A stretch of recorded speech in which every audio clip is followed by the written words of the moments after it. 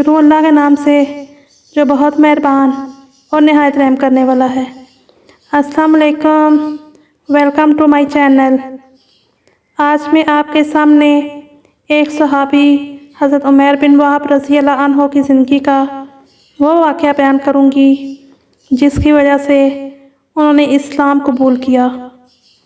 حضرت عمیر بن وہب رضی اللہ عنہ خود تو میدان بدر سے جان بچا کر واپس لوٹ آئے تھے، لیکن ان کے بیٹے کو مسلمانوں نے گرفتار کر لیا۔ حضرت عمیر رضی اللہ عنہ کو اس بات کا اندیشہ تھا کہ مسلمان ان کے نوجوان بیٹے کو باپ کے جرم کی پاداش میں سخت ترین سزا دیں گے، کیونکہ اس کا باپ رسول اکرم صلی اللہ علیہ وآلہ وسلم اور آپ کے صحابہ کرام کو دردناک تکالیف پہنچاتا رہا۔ ایک دن صبح کے وقت حضرت عمیر مسجد الحرام میں طواف کعبہ کی غرض سے داخل ہوئے۔ وہاں کیا دیکھتے ہیں کہ صفوان بن امیہ حتیم کی ایک جانب بیٹھا ہوا ہے۔ اس کے پاس آ کر کہنے لگے، آقا قریش صبح بخیر۔ صفوان نے بھی جواباً کہا، ابو وہب صبح بخیر، آئیں بیٹھ کر کچھ باتیں کریں، آپس میں باتیں کرنے سے وقت خوب گزرے گا۔ حضرت عمیر صفوان بن امیہ کے بالکل سامنے بیٹھ گئے اور دونوں آپس میں معرکہ بدر اور اس میں ہونے والے عظیم نقصانات کو یاد کرنے لگے۔ صفوان بن امیہ نے ایک لمبی سانس لی اور کہا، باخدا اب اس کے بعد زندہ رہنے میں کوئی مزہ نہیں۔ حضرت عمیر رضی اللہ عنہ نے کہا، باخدا آپ نے بالکل سچ کہا۔ پھر تھوڑی دیر خاموش رہے، پھر کہنے لگے، رب کعبہ کی قسم، اگر میں مکروز نہ ہوتا تو ابھی جا کر محمد صلی اللہ علیہ وآلہ وسلم کو قتل کر دیتا۔ پھر آہستہ سے کہنے لگے، میرا بیٹا چونکہ ان کے قبضے میں ہے، اس لیے میرا وہاں جانا شبہات پیدا نہیں کرے گا، کیونکہ قیدیوں کے ورثاء کی مدینہ منورہ میں آمد و رفت کا سلسلہ جاری ہے۔ اب صفوان بن امیہ نے عمیر بن وہب رضی اللہ عنہ کی اس بات کو غنیمت سمجھا اور سوچا کہ یہ موقع ہاتھ سے نہ جانے دیا جائے۔ اس کی طرف ہمت انگوش ہو کر کہنے لگا، عمیر آپ اس بات کی پرواہ نہ کریں، تیرا جتنا بھی قرض ہے میں خود ادا کروں گا۔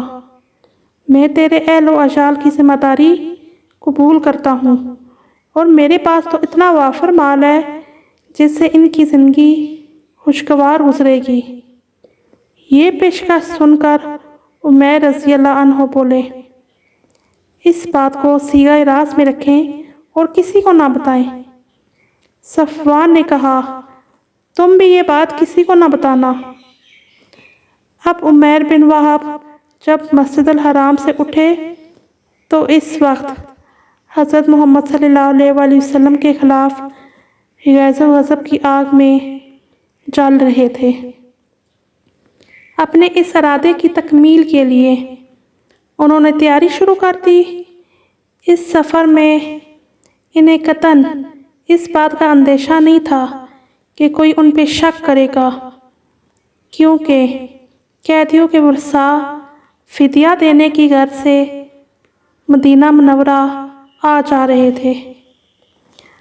عمیر بن وہب نے گھر آ کر بیوی کو حکم دیا، میری تلوار تیز کر دو اور اسے زہر کی پان دو۔ پھر اپنی سواری پہ سوار ہوئے اور غیظ و غضب کا طوفان بنے مدینے کی جانب چل پڑے۔ عمیر بن وہب نے مدینہ منورہ پہنچ کر رسول اکرم صلی اللہ علیہ وآلہ وسلم کی تلاش شروع کر دی۔ بالآخر مسجد نبوی کے قریب اپنی سواری سے اترے اور مسجد کی طرف چل دیے۔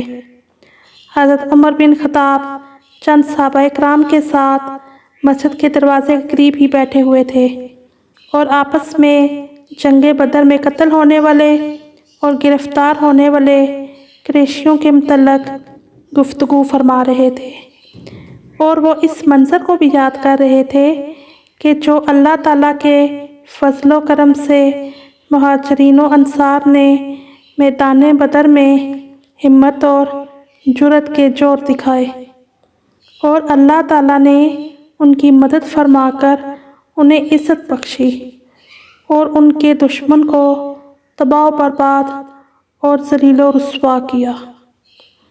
حضرت عمر رضی اللہ عنہ نے عمیر بن وہب کو دیکھا جو اپنی سواری سے اتر کر گلے میں تلوار لٹکائے مسجد کی طرف آ رہے تھے۔ یہ گھبرا کر اٹھے اور فرمایا کہ فوراً رسول اللہ صلی اللہ علیہ وآلہ وسلم کے ارد گرد گھیرا بنا لو اور ہوشیار ہو جاؤ۔ وہاں جتنے بھی صحابہ کرام تھے فوراً کھڑے ہو کے اور نبی پاک صلی اللہ علیہ وآلہ وسلم کے گرد گھیرا بنا لیا۔ جب نبی کریم صلی اللہ علیہ وآلہ وسلم نے دیکھا کہ عمیر بن وہب آئے ہیں تو انہوں نے فوراً حضرت عمر کو اشارہ کیا کہ انہیں میری طرف لے آئیں۔ حضرت عمر نے تلوار کا پٹا ان کی گردن میں ڈال کر فوراً اسے قابو کر لیا اور رسول اکرم صلی اللہ علیہ وآلہ وسلم کی خدمت میں پیش کر دیا۔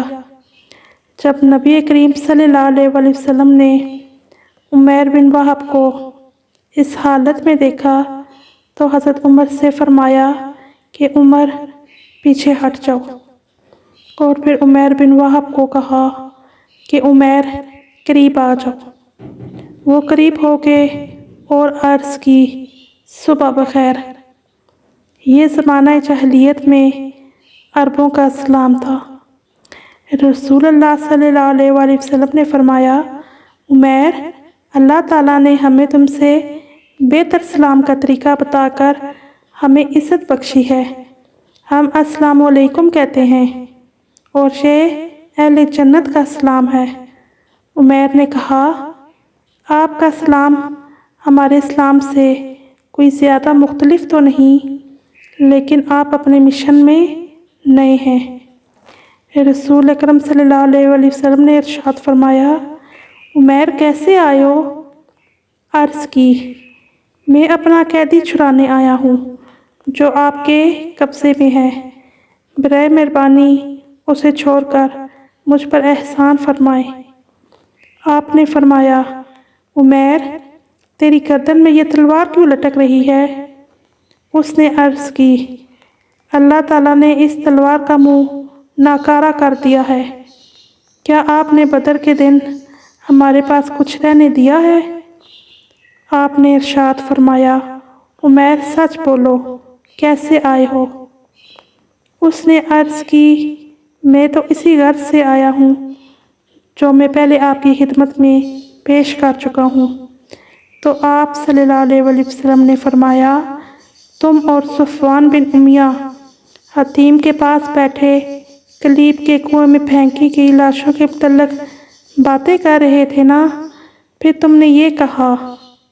نبی کریم صلی اللہ علیہ وآلہ وسلم نے صفوان بن امیہ اور عمیر بن وہب کے درمیان ہونے والی تمام گفتگو دہرائی۔ عمیر یہ سن کر ششدر رہ گئے، پھر تھوڑی دیر سوچنے کے بعد پکار اٹھے میں گواہی دیتا ہوں کہ آپ اللہ کے رسول ہیں۔ پھر اس نے عرض کی یا رسول اللہ، جب آپ ہمیں آسمانی خبریں بتایا کرتے تھے تو ہم انہیں تسلیم نہیں کرتے تھے۔